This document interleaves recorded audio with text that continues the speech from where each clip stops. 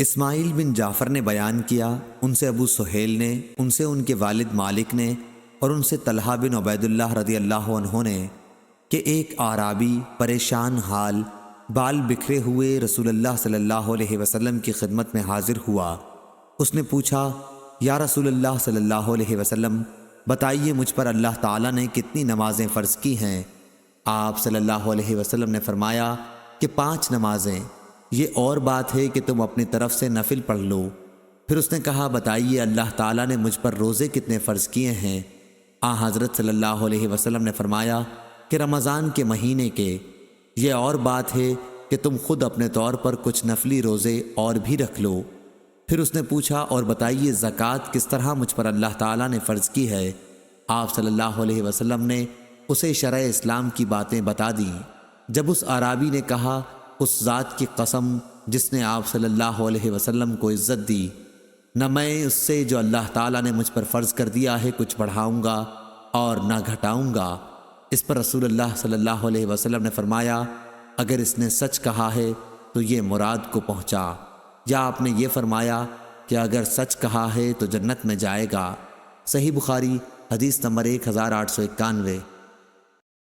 اسماعیل بن علی نے بیان کیا، ان سے ایوب نے، ان سے نافع نے، اور ان سے ابن عمر رضی اللہ عنہ نے بیان کیا کہ رسول اللہ صلی اللہ علیہ وسلم نے یوم عاشورہ کا روزہ رکھا تھا، اور آپ نے اس کے رکھنے کا صحابہ رحمہ اللہ کو ابتدائے اسلام میں حکم دیا تھا۔ جب ماہ رمضان کے روزے فرض ہو گئے تو عاشورہ کا روزہ بطور فرض چھوڑ دیا گیا۔ عبداللہ بن عمر رضی اللہ عنہ عاشورہ کے دن روزہ نہ رکھتے مگر جب ان کے روزے کا دن ہی یوم عاشورہ آن پڑتا۔ صحیح بخاری حدیث نمبر 1892۔ لیث نے بیان کیا، ان سے یزید بن ابی حبیب نے، اور ان سے اوراق بن مالک نے بیان کیا، انہیں عروہ نے خبر دی کہ ام المومنین عائشہ رضی اللہ عنہا نے فرمایا، قریش زمانہ جاہلیت میں عاشورہ کا روزہ رکھتے تھے، پھر رسول اللہ صلی اللہ علیہ وسلم نے بھی اس دن روزے کا حکم دیا۔ پھر رسول اللہ صلی اللہ علیہ وسلم نے فرمایا کہ جس کا جی چاہے یوم عاشورہ کا روزہ رکھے اور جس کا جی چاہے نہ رکھے۔ صحیح بخاری حدیث نمبر 1893۔ عبداللہ بن مسلمہ قامبی نے بیان کیا، ان سے امام مالک نے، ان سے ابو زناد نے، ان سے اعرج نے، اور ان سے ابو ہریرہ رضی اللہ عنہ نے کہ رسول اللہ صلی اللہ علیہ وسلم نے فرمایا، روزہ دوزخ سے بچنے کے لیے ایک ڈھال ہے، اس لیے روزہ دار نہ فحش باتیں کرے اور نہ جہالت کی باتیں، اور اگر کوئی شخص اس سے لڑے یا اسے گالی دے تو اس کا جواب صرف یہ ہونا چاہیے کہ میں روزہ دار ہوں۔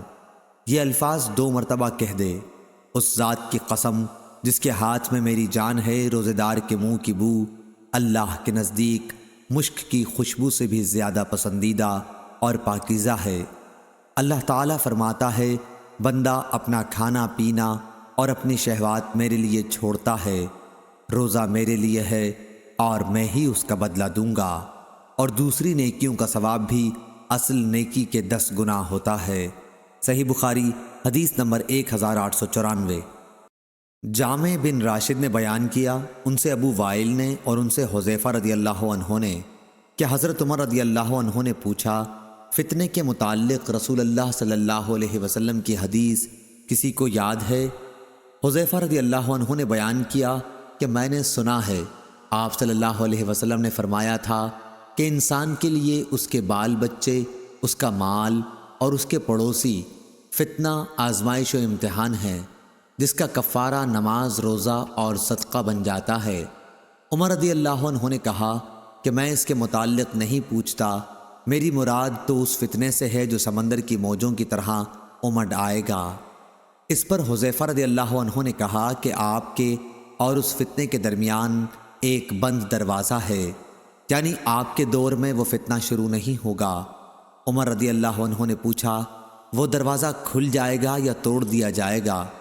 حذیفہ رضی اللہ عنہ نے بتایا کہ توڑ دیا جائے گا۔ عمر رضی اللہ عنہ نے فرمایا کہ پھر تو قیامت تک کبھی بند نہ ہو پائے گا۔ ہم نے مسروق سے کہا، آپ حذیفہ رضی اللہ عنہ سے پوچھئے کہ کیا عمر رضی اللہ عنہ کو معلوم تھا کہ وہ دروازہ کون ہے؟ چنانچہ مسروق نے پوچھا تو آپ نے فرمایا، ہاں بالکل اس طرح انہیں علم تھا جیسے رات کے بعد دن کے آنے کا علم ہوتا ہے۔ صحیح بخاری حدیث نمبر 1895۔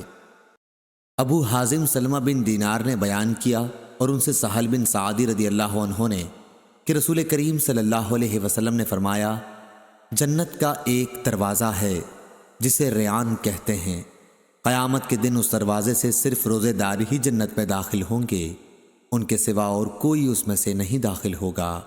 پکارا جائے گا کہ روزے دار کہاں ہیں؟ وہ کھڑے ہو جائیں گے، ان کے سوا اس سے اور کوئی نہیں اندر جانے پائے گا، اور جب یہ لوگ اندر چلے جائیں گے تو یہ دروازہ بند کر دیا جائے گا، پھر اس سے کوئی اندر نہ جا سکے گا۔ صحیح بخاری حدیث نمبر 1896۔